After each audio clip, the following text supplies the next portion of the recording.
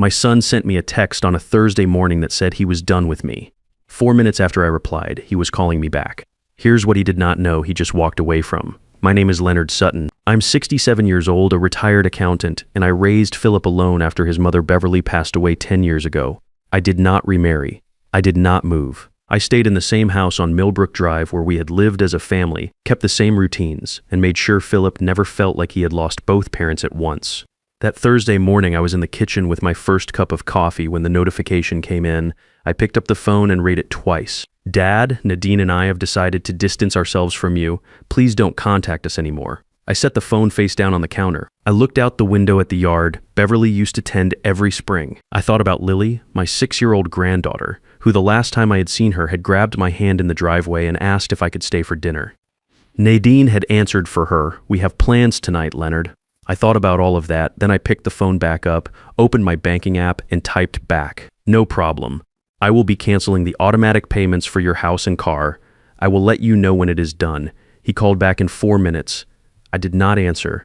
I let it ring. I want to tell you what led up to that morning, because it did not start with one text. It never starts with one thing. It builds slowly, quietly, and by the time you see it clearly, it has already been going on for years. Philip married Nadine about 5 years ago.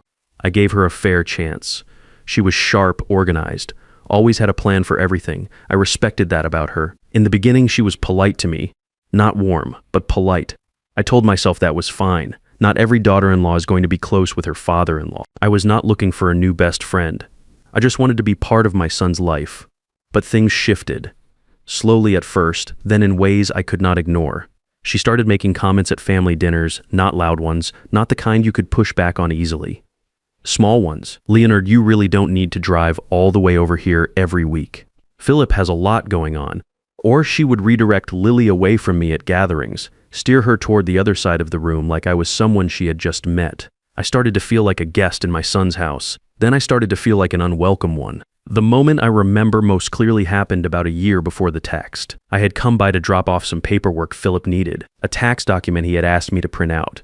I let myself in through the side door the way I always had. Nadine did not know I was there. She was in the living room on the phone with someone, laughing, relaxed, the way she never quite was when I was around. I heard her say, he doesn't have anything, just that old house. Philip is going to have to deal with him eventually. I stood in the hallway for a moment. Then I walked quietly back out to my car, sat there for a few minutes, and drove home. I did not say a word to Philip about it. Looking back, that was a mistake. But at the time I told myself it was not worth the conflict. I told myself I would handle it when the time came. I just did not know the time was coming faster than I thought. Here's what Nadine did not know, what Philip had never thought to ask about. Every month for the past 4 years, I had been making 2 automatic payments out of a family account that had my name as the sole owner. Philip had access to view the account balance. He never questioned where the deposits came from.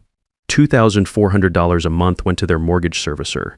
$680 a month went to the auto lender for the SUV Nadine drove. I had set it up quietly after Beverly passed when I could see Philip was trying to build a life, but the numbers were not quite working. I did not want to make it feel like charity. I did not want him to feel like he owed me. I just moved money from one place to another and never said anything about it. That was my way of being a father, quietly, without making it a production. Nadine thought the man she was cutting out of their lives had nothing but an old house. She had no idea I had been the one holding their household together for 4 years, and she had no idea what Beverly had left behind. I wore a small key on a chain around my neck every day after Beverly died. Philip had noticed it once, maybe 3 years after she passed. We were sitting on the back porch and he pointed to it and asked what it was. I told him it was a keepsake from his mother. He nodded and let it go. He never asked again. It was the key to a metal lockbox Beverly had kept in the bottom drawer of her desk. She showed it to me the year before she got sick, when she was still well enough to go through everything carefully. She sat me down at the desk, put the box in front of me and said, "Leonard, don't open this unless you really have to. You'll know when." I trusted her completely. Beverly was the kind of person who thought 10 steps ahead and never needed to explain herself. She had worked as a licensed real estate agent for almost 20 years before her diagnosis, though she never advertised it the way some people do. She had started buying investment properties in the early 2000s when prices in our area were still manageable, always in solid neighborhoods, always with good rental potential. She had done it quietly, the way she did most things, reinvesting the income, letting the portfolio grow, putting everything in my name because she said she wanted me protected no matter what happened. I had trusted her to handle it I had signed what she asked me to sign. I had not looked closely at the details because Beverly was meticulous and I had no reason to question her work. After that text from Philip, after I sent my reply and sat listening to the phone ring and ring, I went into Beverly's study. I still called it that even 10 years later. I sat down at her desk. The room still held the faint smell of the cedar drawer liners she used. I took the key from around my neck and I opened the lockbox for the first time. Inside the lockbox were documents organized in Beverly's handwriting, color-coded tabs, neat labels, dates in the margins. She had divided everything into 3 sections. On top of all of it was a sealed envelope with my name written on the front in her handwriting. I opened the letter first. Leonard, if you're reading this, then something has happened and you need to know the full picture. I'm sorry I did not walk you through all of it while I still could, but I knew you. I knew you would have told me to slow down, that we did not need so much, that things were fine the way they were. You were always the calm one. I was always the one who planned for the storm. Everything is in your name, every account, every property, every investment. I structured it that way on purpose. Philip is our son, and I love him. But I also know that love does not make people wise, and I did not want anyone making decisions about your future without your say. Arthur Hargrove helped me put all of it together. His number is in section C. He has been expecting your call for a long time. Let him help you. You have more than enough to take care of yourself for the rest of your life, and then some. Do not let anyone tell you otherwise. I love you. Take care of our son. He has a good heart. Sometimes good hearts just need the right moment to find their way back. Forever yours, Beverly. I read it twice. My hands were steady. I do not know why. Maybe because her voice was so clear in every sentence that it felt like she was still in the room. I set the letter down and opened section A. The first document was the deed to our house on Millbrook Drive. Both our names on the original purchase, mine alone after her passing, paid in full since 2001. I set it aside and kept reading. Section B was the one that took me a long time to get through. Property deed after property deed, each one with Beverly's handwritten notes in the margin. Dates of purchase, purchase prices, current estimated values, tenant notes. She had started buying in 2002 with a small duplex on Garfield Avenue. By 2006, she had 4 properties. By 2011, she had 11. By the time she was diagnosed, she had been quietly building for over a decade. 17 properties in total, every single one currently rented. Everyone managed by a woman named Vivian Beckett at a property management firm Beverly had chosen herself and trusted completely. I moved to section C. Bank accounts, investment portfolios, retirement funds, stock certificates. Beverly had written a short note at the top of this section that said, I know these numbers will surprise you. They surprised me too at first. Then I realized this is just what happens when you're patient and you do not panic. I added everything up the way she had taught me to do carefully, column by column. My total net worth, not including the house I was sitting in, was $12.90. I sat at that desk for a long time without moving. Nadine had told her friend I did not have anything. She had looked at a 67-year-old man in a modest house on Millbrook Drive and seen nothing worth paying attention to. She had convinced my son to cut contact with me based on a picture of me that was almost entirely wrong. I was not angry. Not yet. I was something closer to calm. The kind of calm that comes when something you already suspected turns out to be exactly as bad as you thought. And now you finally have permission to do something about it. I called Arthur Hargrove the next morning at 8 a.m. He answered on the second ring. Mr. Sutton, I have been waiting for this call for a while. Beverly told me it would come someday. I'm very sorry it had to. We met that Monday at his office downtown, 12th floor. The kind of building with marble floors in the lobby and a receptionist who offers you coffee before you sit down. Arthur was around 60, silver hair, steady handshake. He had the manner of someone who had seen a lot of difficult family situations and stopped being surprised by them years ago. He reviewed everything Beverly had put together. He told me the structure she had built was clean and airtight. The properties were in my name. The accounts were in my name. Philip had no legal claim to any of it. Not now, not without my say. Then I told him about the automatic payments. The $2,400 a month to Philip's mortgage. The $680 a month to the auto lender, 4 years of payments from an account that had my name as sole owner. Arthur listened without interrupting. When I finished, he asked one question. Does Philip know the payments were coming from you personally? No, I said. He assumed it was some kind of shared family account. He never looked closely at the source. Arthur nodded. So when you stopped the payments, he had no idea what was actually stopping. That is correct. Good, Arthur said. That gives us a clean picture. You were making voluntary gifts from your own account. You have every right to stop at any time. No obligation, no contract, nothing he can claim. He helped me draft the cancellation notices to both the mortgage servicer and the auto lender, effective at the end of the month. He also gave me a small digital recorder and reminded me that our state allows one-party recording of phone calls. He told me to use it. I drove home that afternoon and waited. The bank notices arrived at Philip's address on a Wednesday. By Thursday morning, he had called me 6 times before 9 a.m. I let the first 5 go to voicemail. I sat at the kitchen table with my coffee and listened to the phone ring and thought about Beverly's letter, about the 17 property deeds in that lockbox, about Lily asking if I could stay for dinner while her mother answered for her. On the 6th call, I picked up. "Dad, what is going on? The bank is saying the mortgage payment did not come through." "I know," I said. "I canceled it." Silence. The kind that means the person on the other end is trying to figure out what they are actually dealing with. "What do you mean you canceled it?" "That is our account." "It is my account, Philip. It has always been my account. I was the one making the payments." Another silence. Longer this time. "How long?" he finally asked. 4 years. I heard him exhale slowly. Then I heard Nadine's voice somewhere behind him, asking what I had said. He did not answer her. "I did not know," Philip said. "I know you did not." I said, "We are going to talk about that. But not today." I ended the call and pressed stop on the recorder. Over the next 2 weeks, Nadine left 3 voicemails on my phone. I did not return any of them. I listened to each one and sent the recordings to Arthur. The first voicemail was controlled, professional, almost. She said there had been a misunderstanding about the account and she would appreciate a call back to sort things out. Her voice was level. She was still operating on the assumption that this was a mistake, something that could be smoothed over with the right tone. The second one came 3 days later. Less controlled, she said that the mortgage servicer had sent a late notice and that this was causing serious problems. She said she expected me to act like a responsible member of this family. The third voicemail was the one that mattered most. She had not realized I could hear Philip in the background, and she had not realized the voicemail was still recording when she turned to talk to him. She said they could not cover the mortgage on their own right now. She said they needed more time. She said I was doing this on purpose, and that Philip needed to handle me. I sent that one to Arthur with a short note.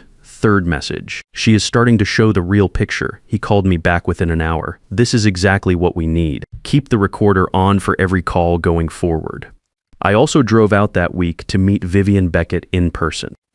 Beverly had trusted her with the entire rental portfolio for years, and I had never once visited her office or introduced myself. I had just been cashing the deposits without paying attention to where they came from. Vivian's office was in a small professional building on the east side of town, neat and organized, the kind of place where everything has a labeled folder. She stood up the moment I walked in and came around her desk to shake my hand. "Mr. Sutton, I recognized your name the moment you called. I have been managing these properties for almost 12 years. Your wife was one of the best clients I have ever worked with. She knew exactly what she wanted, and she never second-guessed good work." She pulled out a binder and set it on the table between us. Every property had its own tab. Lease agreements, maintenance records, payment histories, current tenant profiles. Beverly had insisted on detailed documentation for everything. Vivian said because she believed that a well-documented portfolio was a protected one. We went through each property one by one. The first was a 3-bedroom house on Garfield Avenue, rented to a couple in their 40s who had been there for 6 years, per $1,600 a month. The second was a 2-unit building on Carver Street, both units occupied, combined income of $4,100 a month. By the time we reached the 17th property, a 4-bedroom house on Dunmore Road that had been rented to the same family for 8 years at $3,200 a month, I had stopped trying to keep the numbers in my head and just let Vivian walk me through the summary page at the back. Total monthly gross rental income, $51,300 after property taxes, insurance, maintenance reserves, and Vivian's management fee. The net monthly income came to $43,000. $43,000 a month. Every month, deposited automatically into the account Beverly had set up under my name. Nadine had told her friend I did not have anything. I thanked Vivian and asked her to send the full report to both Norman Whitfield, my CPA, and to Arthur Hargrove. I also asked her to keep our meeting private for the time being. She nodded without asking for an explanation. She had the manner of someone who understood that discretion was part of the job.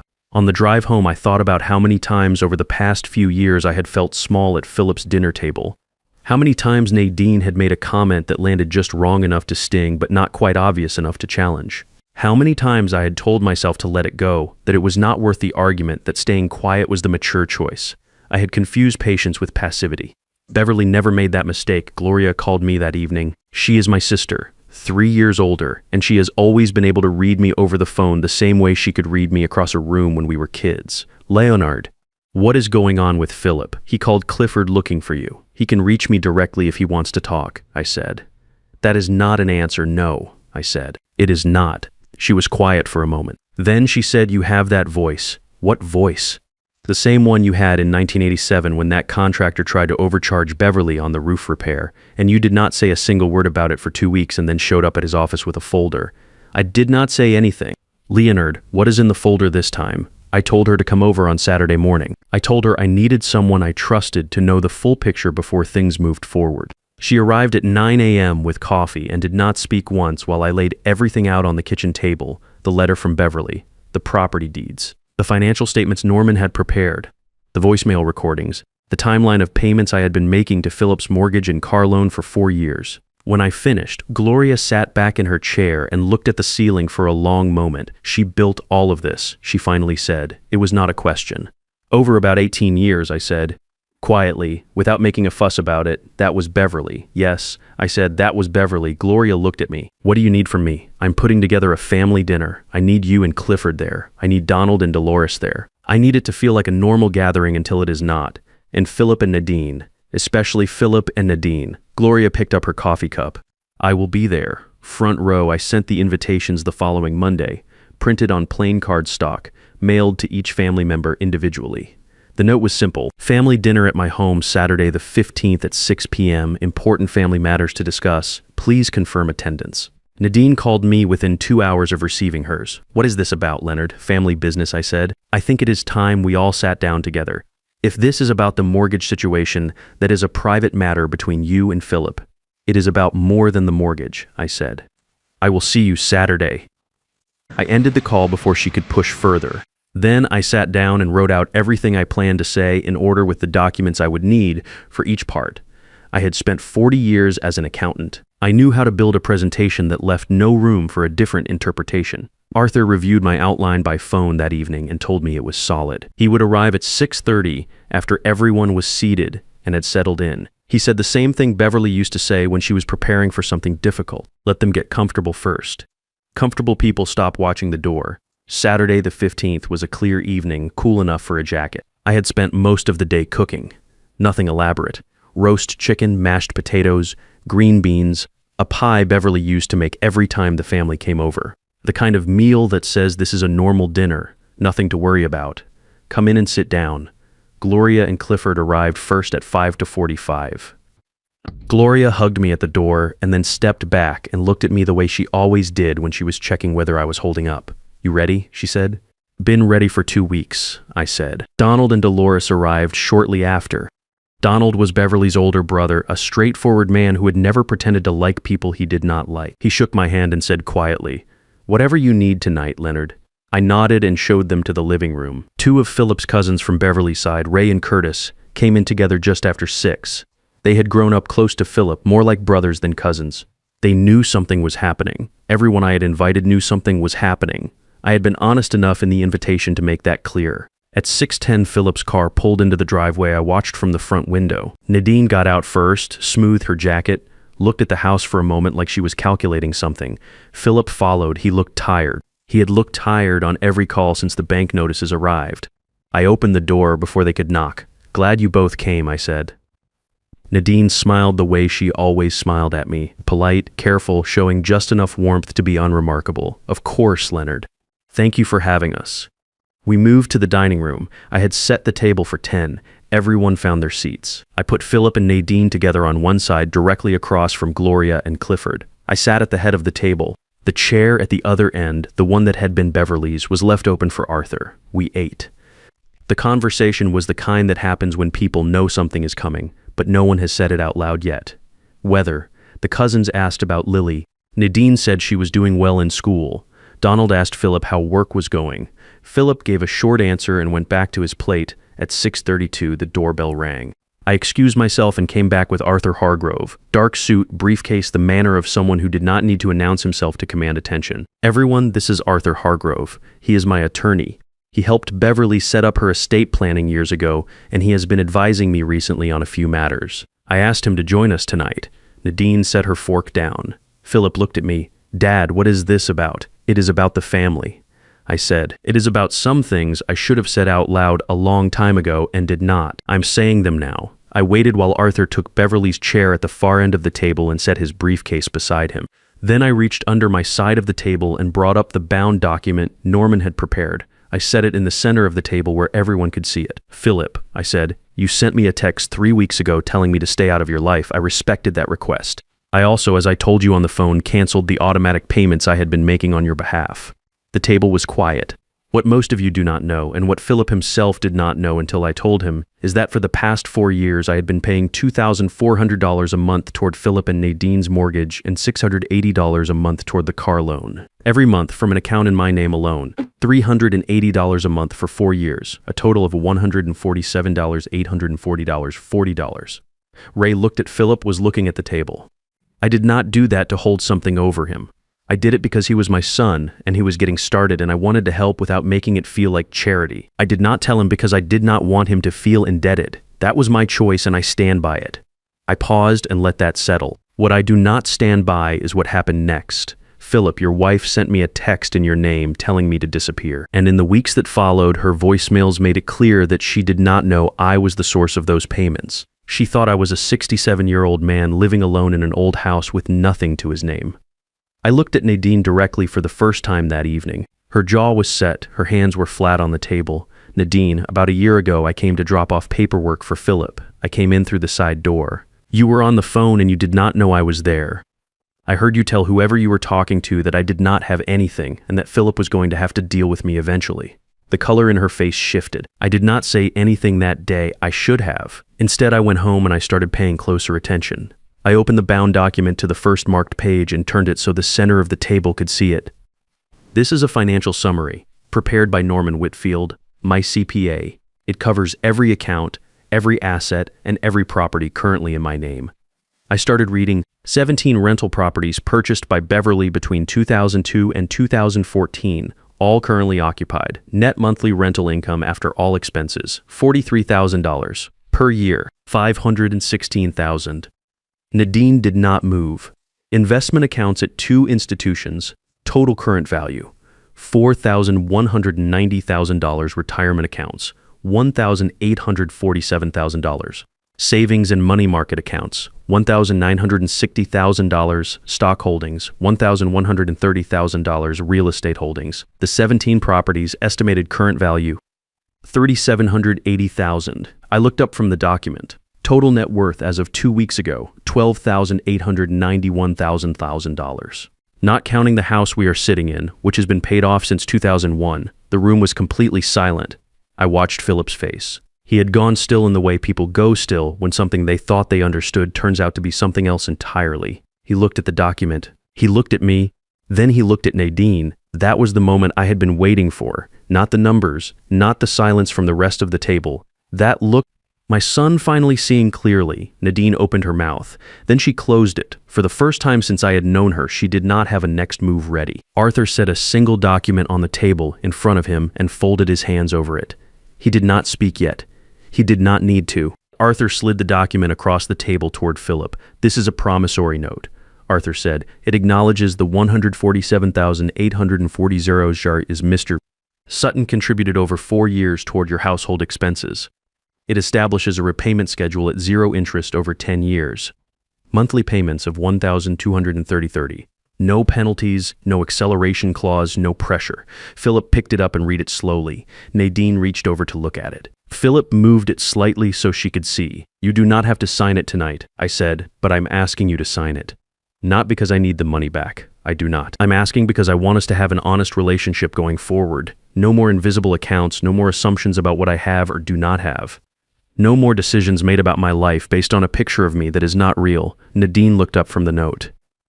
Leonard, I want to explain what I said on that phone call. I did not mean it the way it sounded. Nadine, I said. I have 3 voicemails from you recorded on this device. I set the recorder on the table. The third one you left the week after the bank notices arrived. You did not realize it was still recording when you told Philip you could not cover the mortgage on your own and that he needed to handle me. I also have the voicemail from the week before that where you told me I should act like a responsible member of this family. You sent me a text in my son's name telling me to disappear, and in the same month you were relying on my money to keep your house. The room stayed quiet. Dolores looked at her hands. Ray and Curtis exchanged a glance. Gloria was watching Nadine the way you watch someone when you want to see what they do next. Nadine did not say anything else. I'm not here to humiliate anyone, I said. I'm not filing charges. I'm not going to court. What I'm doing is making sure every person in this room understands what actually happened, because this family has been operating on a false picture for a long time, and I'm done letting that continue. I looked at Philip. Your mother built everything I showed you in that document over 18 years. She did it quietly, without asking for recognition, because she wanted to make sure I was protected no matter what happened. She knew someone might come along someday and assume a retired man in a paid-off house had nothing left. She made sure that assumption would cost them. Philip was looking at me steadily now. His eyes were red at the edges. She never told me, he said. She told me, I said, and she trusted me to know when to use it. Philip looked down at the promissory note for a long moment. Then he picked up the pen Arthur had placed beside it and signed his name. He did not look at Nadine before he did it. He slid it back across the table to Arthur. Nobody spoke for a few seconds. Then Gloria said, I think Leonard made Beverly's pie tonight, and the tension in the room shifted just enough for people to breathe again. I got up and brought the pie out from the kitchen. I served every person at the table. Nadine took a slice without being asked. I did not make anything of it. After dinner, after Donald and Dolores had said goodnight and Ray and Curtis had headed out, after Gloria had helped me clear the table and given me a long look on her way to the door that said everything without saying anything, Philip stayed behind. Nadine waited in the car. He stood in the kitchen while I rinsed the dishes and he said, I did not know she had built all of that. I know, I said. I should have asked more questions about a lot of things. Yes, I said. You should have. He was quiet for a moment. Are we going to be okay? I turned off the faucet and dried my hands. That depends on what you do next. Not tonight. Over time, I'm not looking for a big gesture. I'm looking for you to start paying attention. He nodded. He said goodnight and walked out. I stood in the kitchen alone for a while. Then I poured a small glass of wine and took it out to the back porch. Beverly and I used to sit out there in the evenings when the weather was right. There are 2 chairs still positioned the same way we left them years ago. I sat in mine and looked at hers. It worked, I said quietly. Everything you built. It worked exactly the way you planned. 6 months later, Philip and I have coffee every few weeks. It is not the same as before, but it is real in a way it was not before either. He and Nadine are working through things with a counselor. I do not know how that ends. That is their business. Lily came over last Saturday. Just the 2 of us. She helped me water the tomatoes in the backyard and asked if she could come back next week. I told her yes, I still wear the key around my neck. I do not need it anymore, but I keep it there because some things are worth carrying. At 67 years old, the most important thing I have learned is this. The quiet man who never made a fuss, who paid the bills without telling anyone, who let his wife handle the investments and never asked too many questions, that man is not weak. Sometimes that man has been holding everything together the whole time, and the people who assumed otherwise made the most expensive mistake of their lives. If this story found you somewhere far from where I'm sitting, drop your city in the comments. I would like to know how far it traveled. And if any part of this felt familiar, stay to the end of the next one, because the man who never raised his voice is usually the one you never saw coming.